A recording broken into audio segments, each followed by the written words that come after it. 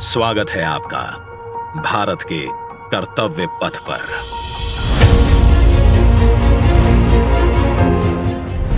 दोस्तों, आज से 1 साल पहले ही भारत के आज़ादी का 75 साल पूरा हो चुका है। लेकिन आज भी अपने भारत में कुछ ऐसी चीजें हैं, कुछ ऐसे इंफ्रास्ट्रक्चर हैं जो कि हमें गुलामी की याद दिलाते हैं। जैसे कि हमारा ओल्ड पार्लियामेंट हो गया, इनको अंग्रेजों के काल में बनाया गया था। इसके अलावा राजपथ और भी कई ऐसी चीजें हैं जो हमें गुलामी की याद दिलाती है। लेकिन अब वो टाइम आ चुका है कि हम अंग्रेज के कालों के हर एक चीज को अपने रियल लाइफ से मिटा दें। आज भारत अपना आजादी का अमृत महोत्सव बना रहा है। भारत आजादी के अमृत काल में जी रहा है और हम 2047 के टारगेट को लेकर के चल रहे हैं। आने वाले 20-22 सालों में हमें एक डेवलप कंट्री बनना है। ये जो हमारा आने वाला 20-22 साल है, ये हमारा कर्तव्य पथ है। आज से 20 साल बाद भारत कैसा होगा, ये हमारे आज पर डिपेंड करता है कि आज हम भारत को कैसे लेकर के जा रहे हैं। आज हम भारत को डेवलप कंट्री बनाने के लिए क्या कर रहे हैं। याद रखिएगा, विकास आपसे हमेशा कहता है आपका आने वाला कल कैसा होगा, ये आपके आज पर डिपेंड करता है कि आज आप क्या कर रहे हो। फॉर एग्जाम्पल, आप एक स्टूडेंट हो और किसी छोटे से टारगेट को लेकर के काम कर रहे हो कि मुझे अपने फाइनल एग्जाम में 90% या 99%, 100% नंबर लाना है। लेकिन आपका नंबर उतना आएगा या नहीं आएगा, ये आपके आज पर डिपेंड करता है कि आप आज क्या कर रहे हो। क्या उस नंबर को लाने के लिए आप उस तरह से स्टडी कर रहे हो? आपकी आज की मेहनत बताएगी कि आपका आने वाला रिजल्ट क्या होगा। ठीक वैसे ही आने वाला भारत कैसा होगा, उसे वर्तमान को देख करके बताया जा सकता है कि आने वाले 1 साल बाद भारत कैसा होगा, आने वाले 10 साल बाद भारत कैसा होगा। ये हमारे आज पर डिपेंड करता है कि हम कौन कौन से टारगेट को लेकर के चल रहे हैं। आज के इस वीडियो में मैं आपको बताऊंगा कि 2025 में भारत कैसा होगा, यानी कि 1 साल बाद भारत कैसा होगा। मैं आपको भारत के टॉप 10 बड़े प्रोजेक्ट के बारे में बताऊंगा जो कि लगभग पूरे हो चुके हैं। 2025 में वो ओपन हो जाएंगे और उनके ओपन होने के बाद भारत कैसा होगा। अब कुछ लोगों का सवाल हो सकता है कि तुम 10 प्रोजेक्ट के बारे में बता दोगे और बोलोगे 2025 में भारत ऐसा होगा, 26 में ऐसा होगा, तो क्या हम मान लेंगे? अच्छा सवाल है आपका, इसका आंसर मैं आपको लास्ट में दूंगा। आइए पहले बात करते हैं भारत के उन 10 सबसे बड़े प्रोजेक्ट के बारे में जो कि 2025 में पूरी तरह से बनकर के तैयार हो जाएगा। 2025 के लिए भारत क्या क्या कर रहा है। नमस्कार and welcome to all world affair, मैं विकास।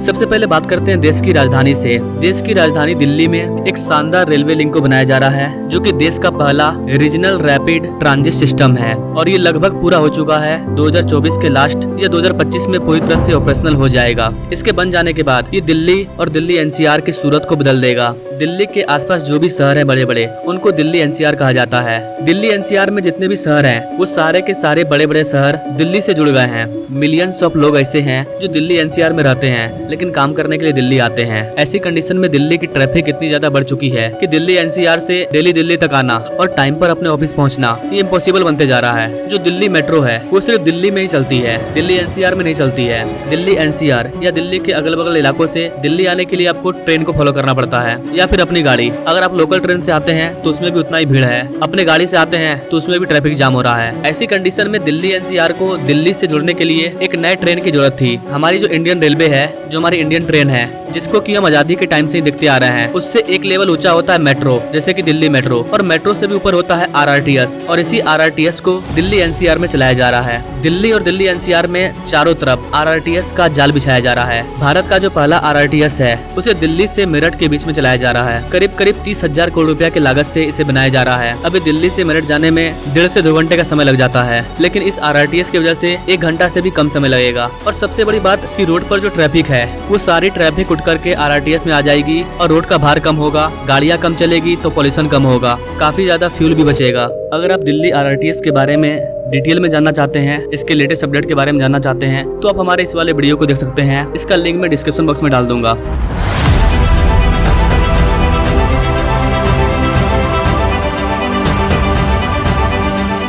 नंबर 2 पर है दिल्ली मुंबई एक्सप्रेसवे। गाइस, देश की राजधानी दिल्ली से मुंबई के बीच में 1300 किलोमीटर से भी लंबे एक्सप्रेसवे का निर्माण कार्य अपने आखिरी चरण में पहुंच चुका है। जानकारी के मुताबिक मध्य प्रदेश के 245 किलोमीटर के हिस्से का कार्य पूरा हो चुका है और इस पर 60 टोल प्लाजा को भी बनाया गया है जो वाहन चालकों से शुल्क वसूलेगा। आपको बताना चाहेंगे गाइस कि देश के सबसे हाईटेक दिल्ली मुंबई एक्सप्रेसवे पर आवाजाही शुरू हो चुकी है। NHAI को अनुमान था कि इस एक्सप्रेसवे पर रोजाना कम से कम 50 से 60 हजार वाहने गुजरेगी और जब ये पूरा एक्सप्रेसवे बनकर के तैयार हो जाएगा, तो इस आंकड़े को पार करने की उम्मीद है। गाइस, दिल्ली मुंबई एक्सप्रेसवे न सिर्फ भारत बल्कि दुनिया के सबसे बड़े एक्सप्रेसवे में से एक है। दिल्ली मुंबई एक्सप्रेसवे हरियाणा के सोहना से शुरू होकर के राजस्थान, मध्य प्रदेश से होकर के महाराष्ट्र तक जाएगा। इस लिहाज से ये कई बड़े शहरों से होकर के गुजरेगा, जैसे कि जयपुर, अजमेर, किशनगढ़, कोटा, उदयपुर, चित्तौड़गढ़, सवाई माधोपुर, भोपाल, उज्जैन, इंदौर, सूरत और इनके आसपास के और भी कई शहर हैं जो आपस में जुड़ जाएंगे और इनमें कनेक्टिविटी आसान हो जाएगी। दिल्ली मुंबई एक्सप्रेसवे में कई सारे टेक्नोलॉजी का यूज किया गया है। फ्यूचर को देखते हुए इस वाले एक्सप्रेसवे को बनाया गया है। रिपोर्ट के अकॉर्डिंग तो जून 2024 में ही इस एक्सप्रेसवे की चालू होने की डेट थी, लेकिन कुछ सेक्शन का कुछ काम बचा हुआ है। 2024 के लास्ट में या फिर 2025 की स्टार्टिंग में पूरा का पूरा दिल्ली मुंबई एक्सप्रेसवे चालू हो जाएगा, जो कि देश की राजधानी दिल्ली को डायरेक्ट मुंबई से जोड़ेगा।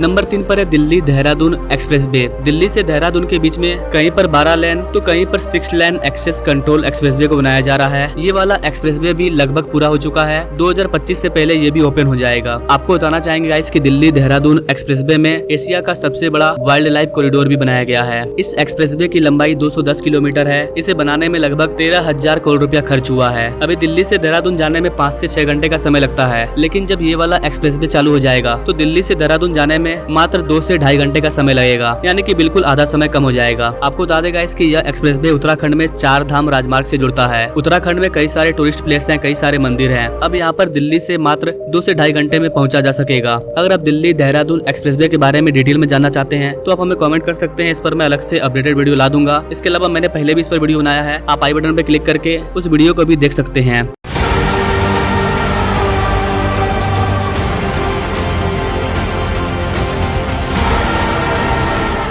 नंबर 4 पर है नोएडा इंटरनेशनल एयरपोर्ट, जो कि भारत का सबसे बड़ा एयरपोर्ट है। इसे दिल्ली के बगल में ही बनाया जा रहा है, नोएडा में। इसे जेवर इंटरनेशनल एयरपोर्ट भी बोलते हैं। वैसे तो इस वाले एयरपोर्ट से फर्स्ट फ्लाइट 2024 के अंत में ही देखने को मिलने वाली थी, लेकिन इसके कंस्ट्रक्शन में थोड़ा सा डिले हुआ है, इसलिए ये वाला एयरपोर्ट 2025 में चालू होगा। लेटेस्ट रिपोर्ट के अकॉर्डिंग अप्रैल 2025 में नोएडा इंटरनेशनल एयरपोर्ट से आपको फर्स्ट फ्लाइट देखने को मिल जाएगी। ये भारत का सबसे बड़ा एयरपोर्ट इसलिए होने वाला है क्योंकि आने वाले टाइम में यहाँ पर टोटल 6 रनवे होंगे। इसके गाइस आपको बताना चाहेंगे कि ये पूरे एशिया का सबसे ज्यादा पैसेंजर कैपेसिटी वाला भी एयरपोर्ट होने वाला है। जब ये पूरी तरह से बनकर के तैयार हो जाएगा तब नोएडा इंटरनेशनल एयरपोर्ट को 1334 हेक्टेयर की भूमि में बनाया जा रहा है, जिसे कि गौतम बुद्धा नगर में जेवर में बनाया जा रहा है। दिल्ली के IGI एयरपोर्ट से इसकी डिस्टेंस 72 किलोमीटर है और नोएडा से 52 किलोमीटर, आगरा से 130 किलोमीटर। वैसे इस वाले एयरपोर्ट का काम काफी तेजी से चला है, क्योंकि नोएडा इंटरनेशनल एयरपोर्ट का जो फाउंडेशन स्टोन है उसको प्राइम मिनिस्टर मोदी ने 2021 में रखा था और 2025 में ये बनकर के भी तैयार हो जाएगा। अप्रैल 2025 में ये फर्स्ट फ्लाइट की उड़ान भरेगा। अभी यहाँ पर ट्रायल चल रहा है। अगर आप नोएडा इंटरनेशनल एयरपोर्ट के बारे में डिटेल में जानना चाहते हैं, इसके लेटेस्ट अपडेट के बारे में जानना चाहते हैं, तो अभी हाल ही में मैंने इस पर ये वाला वीडियो अपलोड किया था। इसका लिंक मैं डिस्क्रिप्शन बॉक्स में डाल दूंगा, आप चाहो तो जाकर के देख लेना इस वीडियो के बाद।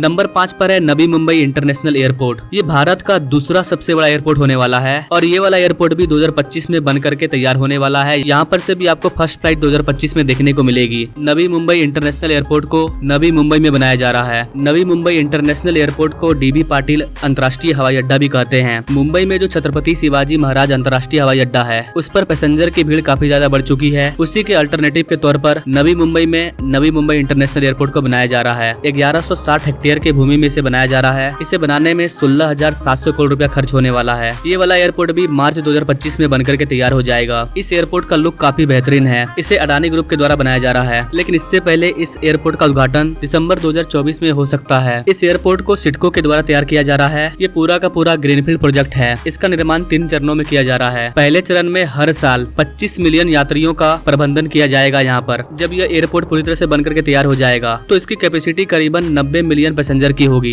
ये बहुत ही बेहतरीन एयरपोर्ट है। अगर आप इसके बारे में डिटेल में जानना चाहते हैं तो अभी मैंने कुछ ही दिन पहले नवी मुंबई इंटरनेशनल एयरपोर्ट पर लेटेस्ट अपडेट लाया था। डिस्क्रिप्शन में इसका लिंक है, आप चाहो तो जाकर के देख सकते हो।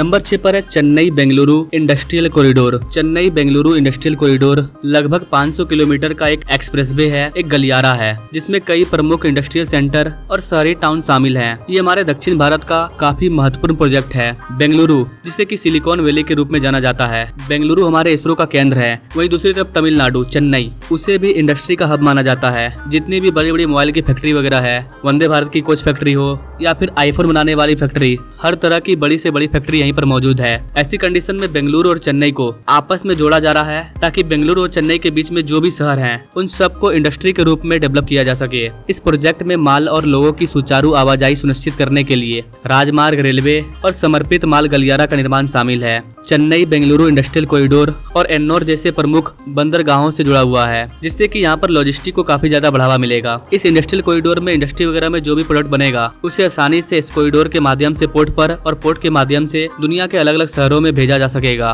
तो बेंगलुरु चेन्नई इंडस्ट्रियल कॉरिडोर एक इकोनॉमिक कॉरिडोर भी है। इस पर एक वीडियो भी बनाया था, डिस्क्रिप्शन में इसका लिंक है, आप चाहें तो जाकर के देख सकते हैं।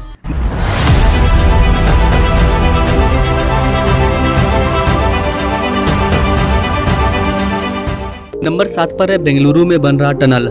बेंगलुरु गवर्नमेंट बेंगलुरु के ट्रैफिक को कम करने के लिए पूरे बेंगलुरु में सुरंग का जाल बिछाना चाहती है ताकि ट्रैफिक को कम किया जा सके। और इसके लिए बेंगलुरु गवर्नमेंट का प्लान था कि वो पूरे शहर में 190 किलोमीटर लंबी सुरंग का जाल बिछाएंगे। फिलहाल 2025 में बेंगलुरु के ट्रैफिक को कम करने के लिए बेंगलुरु में 18 किलोमीटर लंबे सुरंग का काम चल रहा है और बताया जा रहा है कि ये भी 2025 में बनकर के तैयार हो जाएगा। गाइस, जिस तरह से अमेरिका का सैन फ्रांसिस्को खाड़ी सिलिकॉन वैली के लिए जाना जाता है, ठीक वैसे ही भारत का बेंगलुरु सिलिकॉन वैली के नाम से मशहूर है। लेकिन बेंगलुरु में सबसे बड़ी समस्या है ट्रैफिक की, पानी की। ट्रैफिक को कम करने के लिए 18 किलोमीटर का सुरंग बनाया जा रहा है। बताया जा रहा है कि इस सुरंग को तैयार करने में 8,100 करोड़ रुपया खर्च हो रहा है, यानी कि 1 किलोमीटर सुरंग तैयार करने का जो खर्च है वो 450 करोड़ रुपया आ रहा है। और लेटेस्ट रिपोर्ट के अकॉर्डिंग 1 जनवरी 2025 को ये पूरा भी हो जाएगा। इस सुरंग को बेंगलुरु के हेब्बल में स्टीम मॉल को शहर के सेंट्रल सिल्क बोर्ड जंक्शन से जोड़ेगा। अगर आप बेंगलुरु टनल के बारे में डिटेल में जानना चाहते हैं तो आप हमें कमेंट कर सकते हैं। इसके अलावा भारत इतनी लंबी सुरंग क्यों बना रहा है? 190 किलोमीटर सुरंग का जाल बिछाया जा रहा है बेंगलुरु में। तो इस टॉपिक पर मैंने पहले ही ये वाला वीडियो लाया है, आप चाहें तो डिस्क्रिप्शन में इसका लिंक है, जाकर के देख सकते हैं। नंबर 8 पर है वाराणसी इंटरनेशनल क्रिकेट स्टेडियम, जिसे काशी का स्टेडियम भी बोलते हैं। इसका लुक बहुत ही अद्भुत है। भगवान शिव के माथे पर जो चांद होता है, उस चांद के शेप में से तैयार किया जा रहा है। जब मैच चलता है तो जहाँ पर बैठ करके लोग कमेंट्री करते हैं, उसको डमरू के शेप में बनाया गया है। स्टेडियम को रोशनी प्रदान करने के लिए जो लाइट लगाया गया है, उसको त्रिशूल के शेप में बनाया गया है। 450 करोड़ रुपया की लागत से बनारस नगरी में इंटरनेशनल क्रिकेट स्टेडियम को बनाया जा रहा है। इस वाले स्टेडियम को 30 एकड़ के एरिया में बनाया जा रहा है। स्टेडियम के दीवार की जो डिजाइन होगी वो भगवान शिव के बेलपत्तर के डिजाइन का होगा। इसके अलावा इस वाले स्टेडियम को राम मंदिर से भी जोड़ा जाएगा। चूँकि ये एक इंटरनेशनल क्रिकेट स्टेडियम है, तो कल को जब यहाँ पर मैच खेला जाएगा तो कई विदेशी लोग यहाँ पर घूमने के लिए आएंगे। और जब वो यहाँ पर आएंगे तो इसी बहाने वो उत्तर प्रदेश के कई शहरों में घूमेंगे, जैसे कि काशी विश्वनाथ। किसी का मन हो गया कि राम मंदिर का भी दर्शन कर लें, तो इसलिए यहाँ पर एक अलग से रूट तैयार किया जा रहा है कि लोग इस वाले स्टेडियम के बहाने राम मंदिर का भी दर्शन कर लें। अगर आप वाराणसी इंटरनेशनल स्टेडियम के बारे में डिटेल में जानना चाहते हैं तो आप हमें कमेंट कर सकते हैं। इस पर मैं अलग से सेपरेटेड वीडियो ला दूंगा।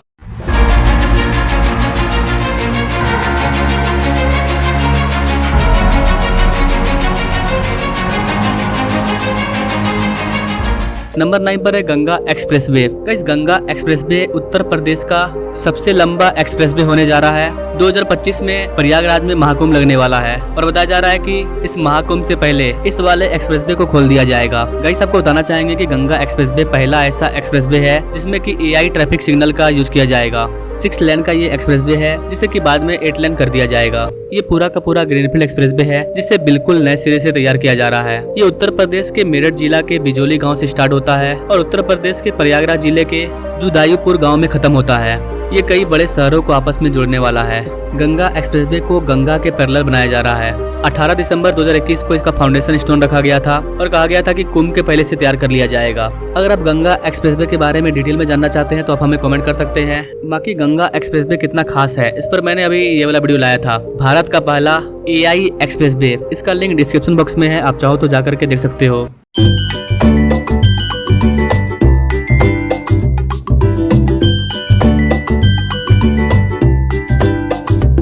नंबर 10 पर है जम्मू कश्मीर का USBRL project. Guys, USBRL project Indian railway का सबसे बड़ा प्रोजेक्ट है और सबसे टास्किंग प्रोजेक्ट है। 2025 में आपको कश्मीर वैली के लिए ट्रेन मिल जाएगा। USBRL प्रोजेक्ट का लगभग काम पूरा हो चुका है। अभी हाल ही में मैंने आपको एक वीडियो के माध्यम से बताया था कि USBRL प्रोजेक्ट में जो चिनाब ब्रिज आता है, दुनिया का सबसे बड़ा रेलवे ब्रिज, उस पर हमने ट्रेन को भी दौड़ा दिया है। इसके बाद इसका मात्र 17 किलोमीटर का सेक्शन बचा हुआ है और उसका भी 90% काम पूरा हो चुका है। इस पूरे प्रोजेक्ट को तैयार करने में 30,000 से ज्यादा करोड़ रुपया का खर्च किया गया है। USBRL प्रोजेक्ट के बारे में अगर आप डिटेल में जानना चाहते हैं तो आप हमारे इस वाले वीडियो को देख सकते हैं कि जम्मू कश्मीर में ट्रेन कब तक या कहां तक। इस पर मैंने कई वीडियो अपलोड किया है, डिस्क्रिप्शन में इसका लिंक है, आप चाहो तो जाकर के देख सकते हो। इस वीडियो काफी लंबा हो चुका है और मैंने मात्र 10 प्रोजेक्ट के बारे में बताया है। मैं आपको 100 से ज्यादा बड़े प्रोजेक्ट के बारे में बता सकता हूँ जो कि 2025 में पूरा होने वाला है। आप चाहो तो मैं इसका पार्ट 2 भी ला सकता हूँ कि 2025 में और कितने प्रोजेक्ट बनकर के तैयार होने वाले हैं। जब इतने सारे प्रोजेक्ट बनकर के तैयार हो जाएंगे तो भारत का एक नया लुक होगा। तो शुरू में मैंने एक सवाल किया था कि इस तरह से प्रोजेक्ट वगैरह को बना करके कंप्लीट करने से क्या भारत डेवलप कंट्री बन जाएगा। देखिए गाइस, जब आप डेवलप कंट्री के नाम लेते हो तो आपके माइंड में क्या आता है कि डेवलप कंट्री एक खूबसूरत कंट्री होता है, जैसे कि दुबई, जहाँ की इंफ्रास्ट्रक्चर काफी वर्ल्ड क्लासिक होती है, बड़े बड़े बिल्डिंग होते हैं, हर चीज की व्यवस्था होती है, लोगों को कोई भी तरह की दिक्कत नहीं होती है। एक डेवलप कंट्री इसलिए डेवलप है क्योंकि उसने अपने देश को डेवलप करने के लिए वहाँ पर कई सारे लाखों के तादाद में इंफ्रास्ट्रक्चर को बिल्डअप किया है, चाहे वो रोड हो, हाईवे हो, बुर्ज खलीफा हो, कई सारे चीज हैं। इन सारी चीजों की वजह से वहाँ पर बड़े बड़े इंडस्ट्री एस्टेब्लिश हुए हैं, वहाँ के लोगों को रोजगार मिला है और वहाँ के लोगों का जो पर कैपिटा इनकम है वो भी अच्छा हुआ है। तो भारत को अगर डेवलप कंट्री बनना है, अपने लोगों के पर कैपिटा इनकम को सही करना है, अच्छा करना है, तो सबसे पहले भारत में बड़े बड़े इंफ्रास्ट्रक्चर को तैयार करना होगा ताकि लोगों को प्रॉब्लम ना हो, लोगों की जो आम लाइफ है वो आसान हो जाए और अच्छी सुविधा होने की वजह से जो बड़ी बड़ी कंपनी है वो भी भारत में आए, अपने फैक्ट्री वगैरह को स्टेब्लिश करे, हमारे लोगों को रोजगार दे और भारत का व्यापार पूरी दुनिया में फैले। तब जाकर के हम लोग एक डेवलप कंट्री बनेंगे और आने वाले 20-22 साल बाद 2047 तक इन सारी चीजों को तैयार कर लिया जाएगा। इसी टारगेट के साथ भारत सरकार काम कर रही है और हम भी इसी उम्मीद के साथ इस वीडियो को विराम देते हैं। अगर आप इसका पार्ट 2 चाहते हैं तो कमेंट कीजिए। अगर आप इन 10 में से किसी भी प्रोजेक्ट के बारे में डिटेल में जानना चाहते हैं तो आप हमें अलग से कमेंट कर सकते हैं। बाकी ऐसे ही भारत के ग्रोथ के बारे में, भारत के प्रोजेक्ट्स के बारे में जानने के लिए आप हमारे चैनल से जुड़ सकते हैं। Now thanks for watching. मिलते हैं अगले वीडियो में एक नई जानकारी के साथ, तब तक के लिए जय हिंद।